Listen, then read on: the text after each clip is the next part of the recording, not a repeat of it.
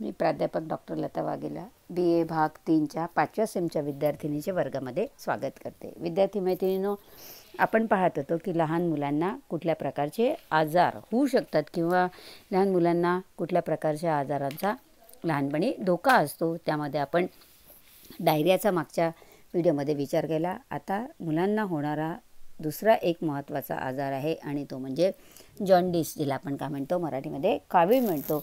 कावीळ हा आजार बरेचदा गंभीर स्वरूप धारण करतो।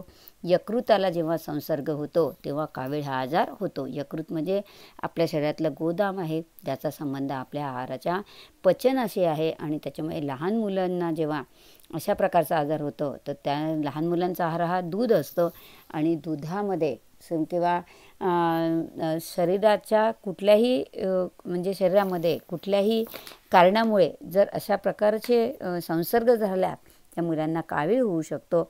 आपण पाहतो बरेचदा की जन्मतः मुलांना कावीळ झालेला असतो। आई एका दवाखान्यात असते आणि बाळक म्हणजे जन्मलेलं बाळ हे दुसऱ्या दवाखान्यात असतं, ते इन्क्युबेटरमध्ये ठेवलं जातं। तर जन्मतः आणि कधीकधी जन्मानंतर मुलांना कावीळ हा आजार होण्याची शक्यता जास्त आहे। त्याची आपण कारणं पाहणार आहोत पुढे आणि त्याच्यामुळे कावीळपासून जर मुलांचं संरक्षण करायचं असेल तर आधी कावीळ काय आहे हे आपल्याला समजून घेणं आवश्यक आहे। या रोगामध्ये काय होते, यकृतावर सूज येते किंवा यकृताचा दाह होतो।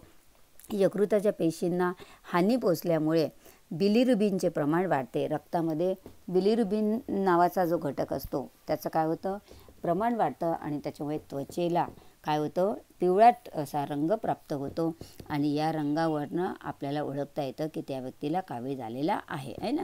सामान्यपणे आपल्या रक्तामध्ये बिलिरुबिनचे प्रमाण हे 100 ml रक्तामध्ये 0.2 मिलीग्रॅम ते 0.8 मिलीग्रॅम एवढे इतक्या अल्प प्रमाणामध्ये असतं। परंतु जेव्हा एखाद्या व्यक्तीला कावीळ होतं किंवा जेव्हा कावीळाची स्थिती शरीरामध्ये निर्माण होते तर हे जे बिलिरुबिनचं रक्तातलं प्रमाण आहे 0.2 ते 0.8 पर्यंतचं हे ठरवलेलं प्रमाण आहे, नैसर्गिक प्रमाण आहे।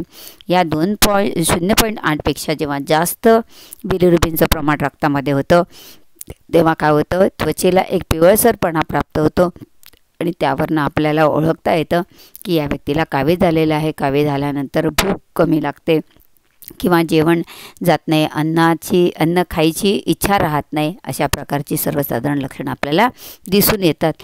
जेव्हा हे बिलिरुबिनचं प्रमाण 2 मिलीग्रॅमपेक्षा जास्त होते तेव्हा कावीळाची लक्षणं दिसायला सुरुवात होतात किंवा अशा स्थितीमध्ये कावीळ झाला असं आपण म्हणू शकतो। कावीळची ही स्थिती आहे की ज्यामध्ये रक्तातील पित्त कणाचे प्रमाण वाढल्यामुळे त्वचा आणि श्लेष्मीय अंतस्त्वचेचा रंग काय होतो, पिवळा होता। आताच मी तुम्हाला म्हटलं की कावीळ ही स्थिती अशी आहे की ज्यामध्ये रक्तातील पित्त कणाचे प्रमाण वाढल्यामुळे आहे ना। तुम्हाला सगळ्यांना माहिती आहे पित्ताशयाचा पुष्कळ लोकांना त्रास होतो आहे ना।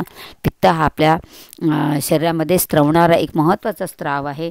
स्निग्ध पदार्थाचं पचन आणि शोषण होण्यासाठी पित्तरसाची आवश्यकता असते आणि या पित्त कणाचं प्रमाण जे आपल्या रक्तामध्ये सर्वसामान्य असतं ते काय होतं, वाढल्यामुळे त्वचेचा आणि हे जे म्हणजे स्किन असते किंवा श्लेष्मा असतो आहे ना, श्लेष्मीय अवयव असतात त्या अंतस्त्वचेवर काय होतं, एक प्रकारचा पिवळटपणा येतो आणि त्यावरनं मग आपण आपल्याला लक्षात येतं की या व्यक्तीला आता कावीळ झालेला आहे ना। कावीळाच व्हायरल हेपेटायटिस असे सुद्धा म्हणतात। या आजारामध्ये यकृताबरोबर स्वादुपिंडाला आणि प्लीहाला सुद्धा काय होतं, याचा संसर्ग होतो। म्हणजेच अप्रत्यक्षरित्या जर आपण त्याचा विचार केला तर आपल्याला असं दिसून येतं की पचनसंस्थेचे जे अवयव आहे त्या पचनसंस्थेच्या अवयवावर कावीळ हा काय करतो, एक प्रकारे आक्रमण करतो आणि आपली जी पचनसंस्था असते आपली मीन्स की ज्याला काय म्हणतात कावीळ झालेलं आहे अशा लोकांची पचनसंस्था ही काय करते, कावीळमुळे डिस्टर्ब होते किंवा कावीळमुळे त्याच्यावर काय होतो, परिणाम होतो। या कावीळ हे 3 प्रकारे आपल्याला होतो। एक आहे संसर्गामुळे होणारा कावीळ, दुसरा सिरममुळे होणारा कावीळ आणि तिसरा रक्तामधून पसरणारा कावीळ आहे ना। संसर्ग म्हणजे दूषित पाणी आहे, अशा दूषित पाण्याचा जर आपण वापर केला तर काय होतं, कधी कधी कावीळ होऊ शकतो. सिरम म्हणजे वेगवेगळ्या प्रकारच्या ज्या इंजेक्शन वगैरे दिले जातात किंवा हे वैद्यकीय उपकरणं वापरले जातात, ते जर निर्जंतुक केलेले नसेल किंवा एका व्यक्तीला इंजेक्शन दिलेली सुई जर पुन्हा वापरली आणि समजा त्या पहिल्या व्यक्तीला जर कावीळ असेल, तर त्या सिरिंजच्या माध्यमातून, त्या सुईच्या माध्यमातून दुसऱ्या व्यक्तीच्या शरीरामध्ये कावीळचे जंतू जाऊ शकतात, रोगजंतू जाऊ शकतात आणि त्याही व्यक्तीला कावीळ होऊ शकतो. आणि त्याच्यामुळे सिरममध्ये सुद्धा कावीळ होण्याची शक्यता आहे. आणि कधीकधी एखाद्या व्यक्तीला कावीळ झालेलं असेल, अशा व्यक्तीचं रक्त जर दुसऱ्या एखाद्या व्यक्तीला जर चढवलं किंवा देण्यात आलं, तर अशाही वेळेस काय होतं, कावीळ होतं. आणि त्याच्यामुळे कावीळ पसरण्याचे 3 महत्त्वपूर्ण कारण आपण या ठिकाणी पाहिलेले आहे. पहिला प्रकार आहे होणारा कावीळ, याला नंबर 1 आहे ना, एक प्रकारचा किंवा पहिल्या नंबरचा कावीळ असे म्हणतात. रोगजंतूच्या संसर्गाने हा कावीळ याचा प्रकार आपल्याला होताना दिसून येतो. संसर्ग अनेक प्रकारे होऊ शकतो, जसं दूषित अन्न किंवा पाणी सेवन केल्यामुळे किंवा कावीळग्रस्त व्यक्तीच्या मलामधून बाहेर पडणारे विषाणू हे अन्न आणि पाण्यामध्ये विविध मार्गाने मिसळल्यास कावीळ होऊ शकतं आहे ना. म्हणजे एखाद्या व्यक्तीला कावीळ झाला असेल, त्याचं लॅट्रिन आणि युरिन अशा खाद्यपदार्थाच्या संपर्कात आलं किंवा अशा ठिकाणी जर या सगळ्या अनावश्यक पदार्थ असेल आणि त्या ठिकाणी जर एखादा पदार्थ उगवत असेल आणि तो पदार्थ जर आहारात घेण्यात आला, तरीही कावीळ होण्याची शक्यता असते. पण ही शक्यता फार कमी असते. पण दूषित अन्न आणि पाण्यामुळे मात्र कावीळ झालेला सर्वसाधारणपणे दिसून येतो. त्याच्यानंतर दुसरं मी आताच म्हटलं होतं की इंजेक्शन देताना सुई व उपकरणे निर्जंतुक केलेली नसली आहे ना, तर सिरममध्ये संसर्ग होतो आणि अशा प्रकारे कधीकधी गंभीर स्वरूपाचा कावीळ होऊ शकतो. कारण काय होतं की याची शरीरामध्ये बाकी कुठलीच लक्षणं नसतात, डायरेक्ट ते जंतू आपल्या शरीरामध्ये येतात आणि त्याच्यामुळे ते आपला प्रभाव जास्त त्या ठिकाणी दर्शवितात. त्याच्यानंतर तिसरा प्रकार आहे रक्तामधून पसरणारा आहे ना. कावीळ झालेल्या व्यक्तीचे रक्त जर दुसऱ्या व्यक्तीला दिल्यास त्याच्या रक्तामध्ये बिलिरुबिनचं प्रमाण वाढलेलं असतं आणि त्याच्यामुळे ज्या व्यक्तीला तुम्ही रक्त देता त्या कावीळ झालेल्या व्यक्तीचं, तर त्या रक्तामधनं त्या व्यक्तीला रक्त दिल्यानंतर त्या व्यक्तीच्या रक्तामध्ये सुद्धा काय होतात, ते काय म्हणतात, बिलिरुबिनचं प्रमाण जे वाढलेलं असतं, ते बिलिरुबिनचं प्रमाण त्याही व्यक्तीच्या शरीरातील रक्तामध्ये वाढतं आणि त्यामुळेही कावीळ होऊ शकतो. कावीळची लक्षणं काय आहे, तर सगळ्यात पहिलं कारण आहे जे आपल्याला दिसत नाही, परंतु त्याचा सगळ्यात पहिला जर परिणाम कुठे होत असेल तर यकृतावर सूज येते आणि म्हणून हा यकृताशी संबंधित असलेला आजार म्हणूनही ओळखला जातो.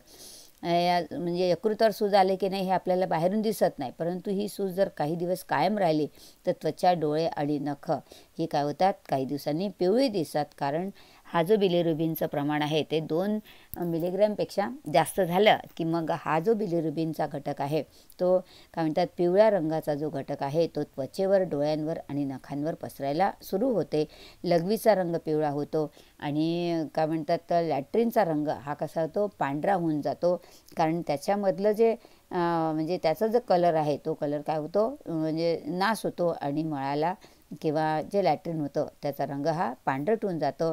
मळमळणे आणि उलट्या होणे ही त्याची लक्षणं आहे. मळमळतं, फोडणीचा सुगंध आवडत नाही किंवा तेला तुपाचा जो वास असतो तो सहन होत नाही, खाण्याची इच्छा होत नाही, भूक लागत नाही, अन्न ग्रहण करण्याची इच्छा एकदम कमी होते किंवा खायची इच्छाच होत नाही, पदार्थाचा वाससुद्धा कधीकधी सहन होत नाही आणि खाण्या कमी झाल्यामुळे व्यक्तीचं वजन कमी होतं आणि कधीकधी थंडी वाजून तापसुद्धा येतो. ही सर्वसाधारण कावीळची लक्षणं प्रत्येक म्हणजे लहान मुलं असो किंवा मोठी व्यक्ती असतो प्रत्येकामध्ये दिसून येतं. मोठी व्यक्ती असते ती सांगू शकते, परंतु लहान मुलं हे सांगू शकत नाही. ते दूध पित नाही, त्यांना त्याच्या अंगात ताप असतो, त्याच्या शरीराचा रंगाला किंवा त्वचेला, डोळ्यांमध्ये किंवा नखांवर थोडासा पिवळटपणा दिसू लागला की समजायचं की या बालकाला कावीळाने ग्रासलेलं आहे ना. जशी आपण 3 महत्त्वाची कारणं पाहिली आहे ना, ते कावीळाचे 3 प्रकार पाहिले, 1, 2, 3. पहिला म्हणजे संसर्गाने होणारा कावीळ, दुसरा सिरममुळे होणारा कावीळ आणि तिसरा रक्तामधून होणारा कावीळ. ते या कावीळ किंवा हे जे जॉन्डिस आहे ती होण्याची सर्वसाधारण कारण आपण या ठिकाणी पाहणार आहोत. पहिलं आहे दूषित अन्न आणि पाण्यामुळे, त्याचं सेवन केल्यामुळे होतं. कावीळग्रस्त व्यक्तीचं रक्त इतरांना दिलं तर होतं. इंजेक्शन देताना सुया किंवा वैद्यकीय उपकरणं निर्जंतुक केलेली नसेल तरीही कावीळ होऊ शकतो. स्वच्छतेच्या ज्या ठिकाणी अभाव असेल तिथे कावीळ होऊ शकतो. व्हायरसचा संसर्ग जिथे असेल तिथे कावीळ होऊ शकतो. गर्भवती मातेकडून जन्माला येणाऱ्या बालकाला, कधीकधी आईला जर कावीळ असेल तर जन्मलेल्या बाळालासुद्धा कावीळ होण्याची शक्यता असते. आणि त्याच्यामुळे मी आता सांगितलं होतं की जन्मल्याबरोबर काही मुलांना कावीळ आहे असं डॉक्टर सांगतात. म्हणजे आईला कुठेतरी कावीळ हा थोड्याफार प्रमाणामध्ये असतो आणि त्यामुळे तिच्या पोटामध्ये असलेल्या बालकालासुद्धा त्याचा संसर्ग होतो. काही दिवस त्या बालकाला आईपासून दूर ठेवलं जातं. म्हणजे या वरच्या ज्या सगळ्या गोष्टी आहेत त्या सगळ्या गोष्टींचं पालन केलं जातं आणि काही दिवसानंतर त्याला कावीळमुक्त केलं जातं आणि नंतर मग आईच्या संपर्कामध्ये ते मूल आलं तरीही चालतं. आणि त्याच्यामुळे गर्भवती मातेच्या कडनंही कधीकधी जन्मणाऱ्या बाळकाला काविळाचं संक्रमण झालेलं दिसून येतं. अनेक प्रकारच्या औषधांचं सेवन, काही औषधं अशी आहेत की जी खूप दिवसपर्यंत किंवा डॉक्टराच्या सल्ल्याने जर आपण औषधं घेतली नाही तर कधीकधी कावीळ होऊ शकतो. आणि त्याच्यामुळे कुठल्याही प्रकारची औषधं मनाने घेऊ नये.